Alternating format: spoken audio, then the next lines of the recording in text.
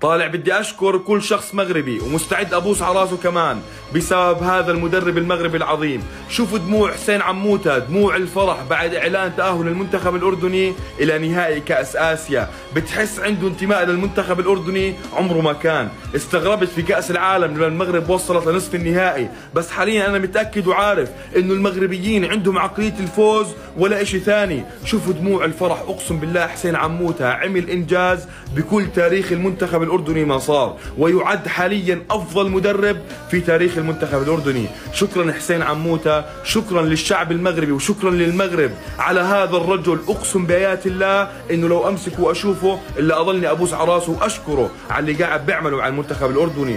فالكم الفوز يا النشامة، وعقبال ما نرفع كأس آسيا بإذن الله، وراح نفرح كثير لما يرفعها المدرب حسين عموتة المغربي. يا للمجد، يا للشخصية، يا للروح، يا للرغبة، يا للشغف، يا للثقة، يا للإيمان، يا للصمود، يا للصمود.